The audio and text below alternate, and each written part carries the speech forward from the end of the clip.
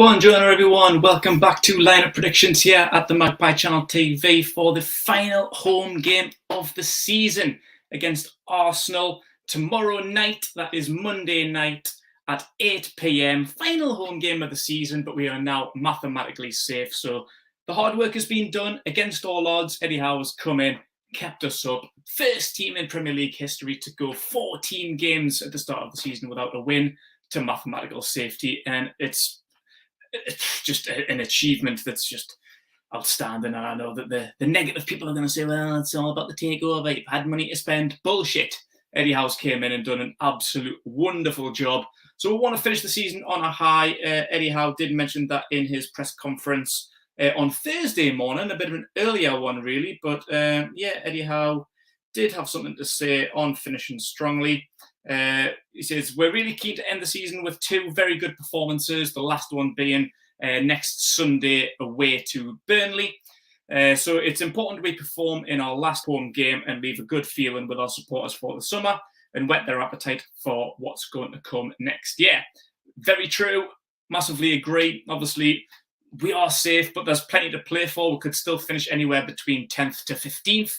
So there is a lot to play for. I know neither of them is going to get word into Europe, and certainly not going to get relegated, but still a little bit of pride. Home team, home fans, perform. Go out there, put on a show. That's what we want to see, man. Like, we don't want to rest on our laurels. It's kind of like the old Mike Ashley thing. It's like, well, we're safe, so it doesn't really matter where we finish. Like, you know, like that's prize money at the end of the day. Like, I can't remember what it is. It's about $2.5 million per position or whatever. So if it's between 10th and 15th, then there is a lot to play for. And Arsenal are a very tough team, been in very, very good form lately. Currently, 4 wins out of their last 5. Their last one being against Spurs midweek, North London derby. Expected a lot more from them, but they've got a good hammering, so that might bode well for us, but they might want to. That might have like boosted them up a little bit after that. Like, so there were 4 games unbeaten. A couple of good ones as well. Man United and Chelsea were in there. West Ham as well, tough team, and Leeds. So 4 very, very good wins in a row for them, but all come crashing down midweek against their North London rivals. But they have probably more to play for than us because they are fighting for the top 4. They are currently in 4th place by 1 point. But Spurs play Burnley today in about an hour or so from where I'm filming this. So by the time this video comes out, Spurs may well be in 4th place, depending on how that result against Burnley goes. And both teams will only have 1 more game left after this, after their game against Burnley and Arsenal's game against Newcastle. Bit of a strange record for Arsenal. With 4 wins in the last 5, they actually haven't kept a clean sheet in 8 games. So they are prone to conceding a goal or 2, and we'll get into their team news shortly, but it's not really any surprise when you look at their defence at the moment. But looking at their away record, it's quite even, surprisingly, for a team that are in 4th. You can only assume that their home form's been good. But away, they've played 18, won 9, lost 8. Only 1 draw away this season. That was away to Brighton. 9 wins, 8 losses. That is quite surprising. So hopefully we can turn that 9-9. Hopefully Newcastle can do a job on them. No clean sheets in 8. We'll get into their team news now. Kieran Tierney and Thomas Partey are both out. Tierney, obviously, a very good defender for them, and Partey a bit of a defensive midfielder for them. So that's them hung up to dry a little bit. Ben White is coming back from a hamstring injury, so not too sure what the status of him is. Very well could be starting. He was an unused sub against Tottenham, so he did make the matchday squad, but unused sub as he still mustn't have been 100%. But in that game against Tottenham, they did lose Rob Holding to a red card, so he is suspended for the Newcastle game. And Gabriel Magalhaes limped off and around about the 76th minute, so he's doubtful. So they're without Gabriel, they're without Rob Holding, they're without Kieran Tierney. So with Ben White, will they force him in unfit? Not too sure how that one's going to work out, but we'll have to keep an eye out on that one. So yeah, it might be a bit of a makeshift defence for Arsenal. So have to wait and see who their backline is going to be. hopefully we can counter on that one and make them punish for lack of options. Looking at Newcastle's record there then, against Arsenal, since the 2005-2006 season, we beat them then in the 2005-06 season at St James's, and since then we've only managed one win since that 2005-2006 win. That was in 2017-18, where we beat them 2-1 with goals from Jose Perez and Matt Ritchie, and 4 draws since 2005-2006, including the 2010-11 famous 4-4 draw.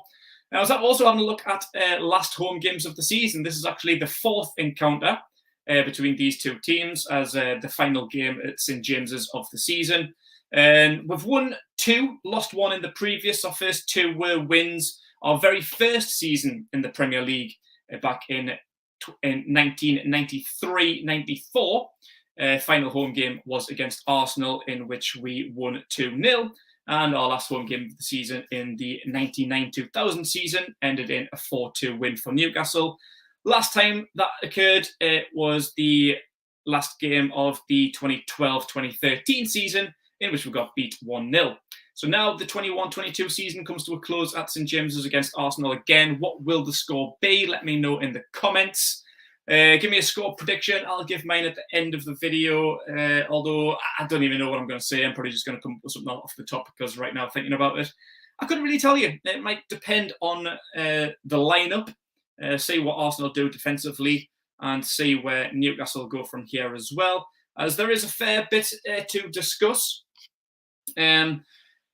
Kieran Trippier and Callum Wilson, obviously the big two, the one that everybody wants to talk about, both made substitute appearances in the final game there. The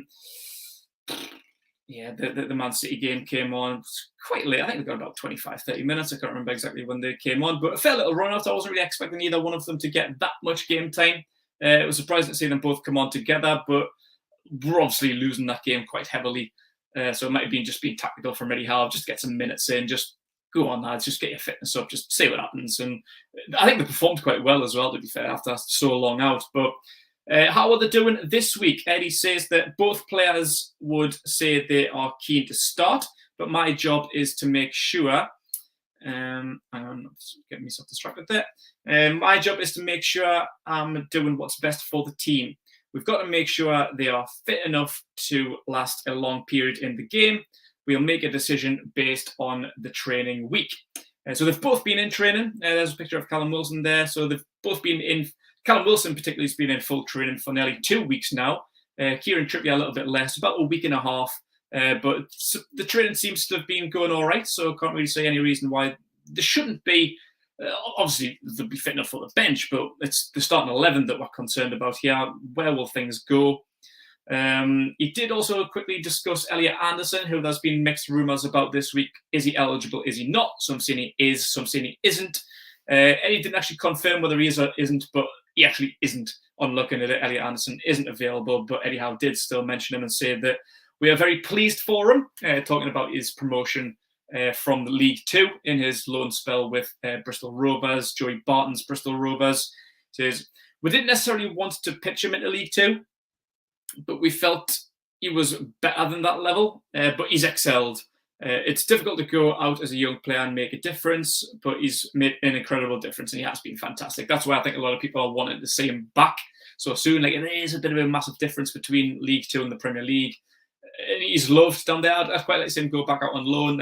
Joey Barton, will treat him well. Joey Barton still got an affiliation with Newcastle. A lot of respect for us up here after his spell here. So, he'll be looked after. And they are promoted now. And he only did have a 6-month loan. So a full season in a league high, I might do him well. But where do we want to see him, guys? Let me know in the comments. Where should Elliot Anderson be next season?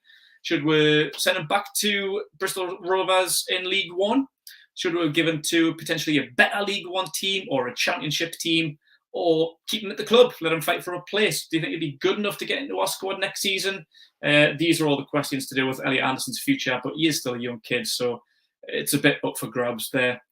The surprising thing from the Man City lineup is that nobody really expected it. It was never mentioned in the pre-game press conference that both John Joe Shelby and Joe Willock missed out in the squad completely, not even a spot on the bench. It was Sean Longstaff in the starting lineup that I think raised a few eyebrows, but when you looked at the bench, neither one of them were available.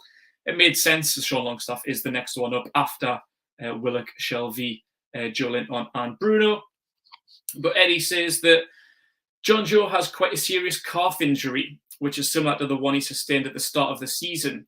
He'll be out for a period of time, but we expect him back for pre-season with no problems. So yeah, that's a couple of months in it. So it's a good job we're at the end of the season now, because he has been a very important player for us since the turn, really, since about December, January time when Eddie Howe came in. John Joe Shelvey has been a massive contributor to the club and the success that we've had in the second half of the season. So he will be missing out in the final 3 games, including the Man City game, Arsenal and Burnley as well. And he probably will be on the sidelines right up until about pre-season.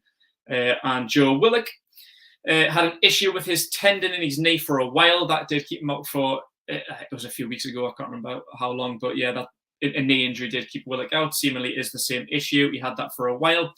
We thought he'd solved the problem, but it's come back.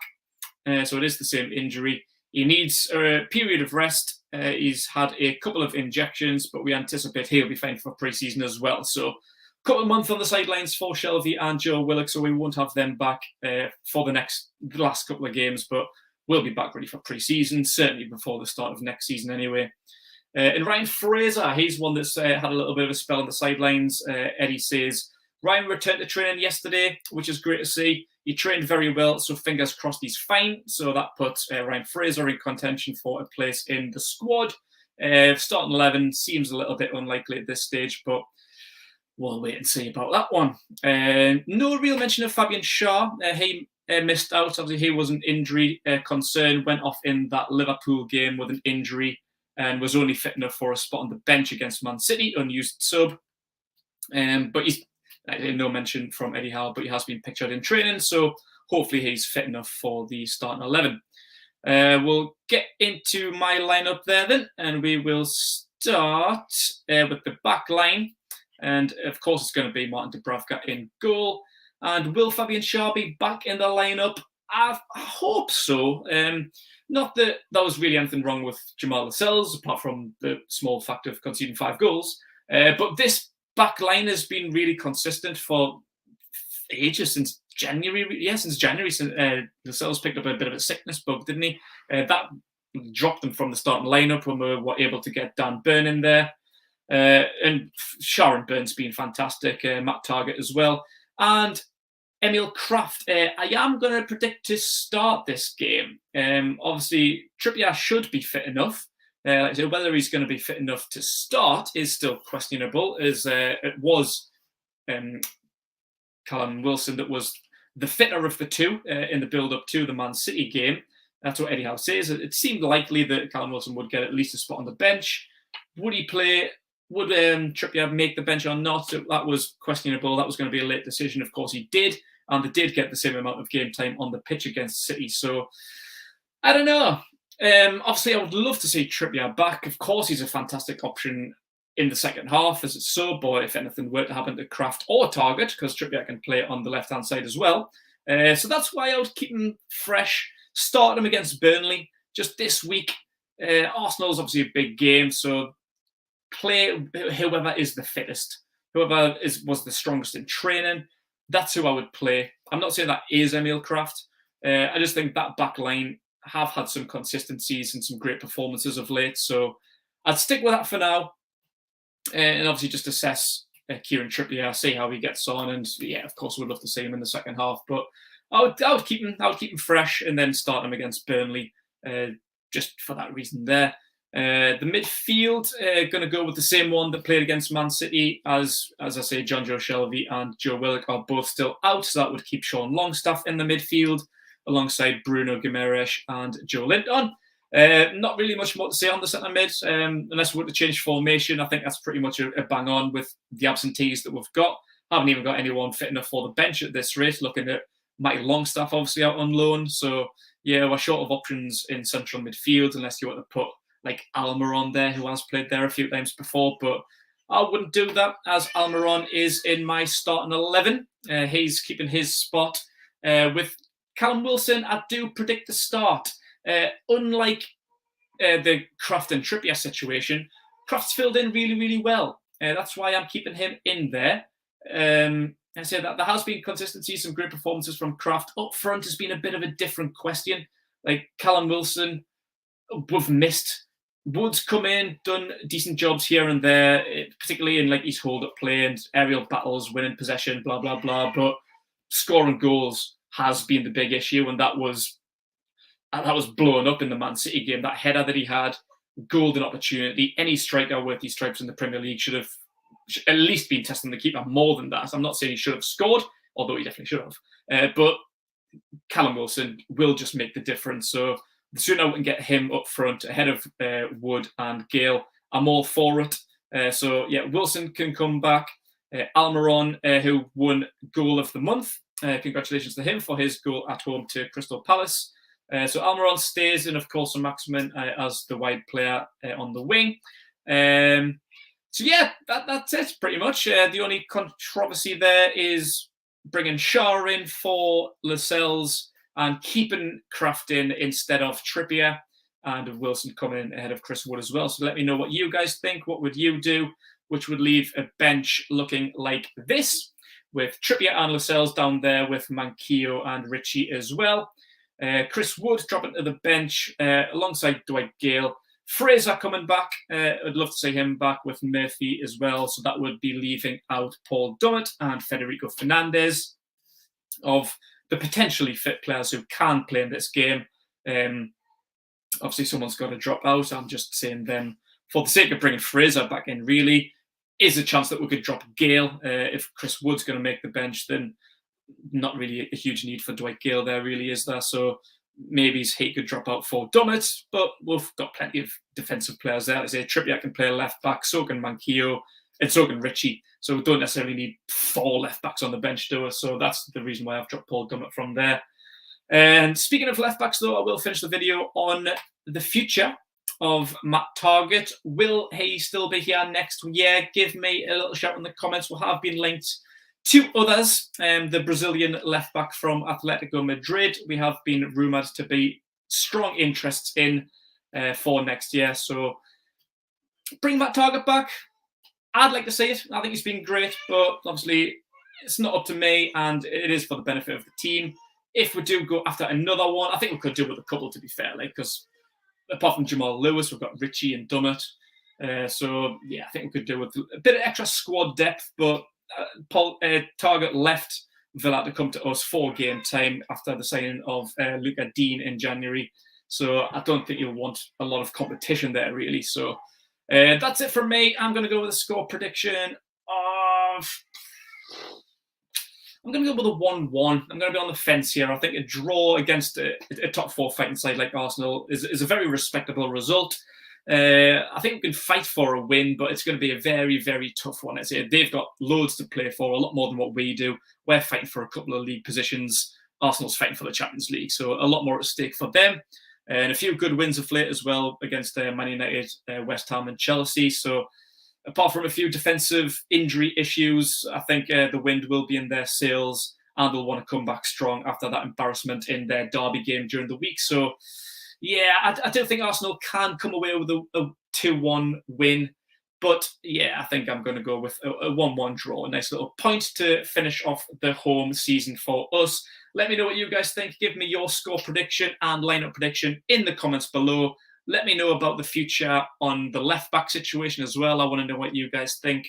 And most importantly, like this video, subscribe to the Magpie Channel TV, and come back tomorrow night for some post-match content. We will be around the ground for some end-of-season fan cams. So come shout us out if you're there. We'll be there. Happy to talk to every single one of you. So come say hi. Thanks very much. Thanks for the season. We will be back for lineup predictions for the last game of the season away to Burnley next week. Thanks very much, everyone. Enjoy yourself.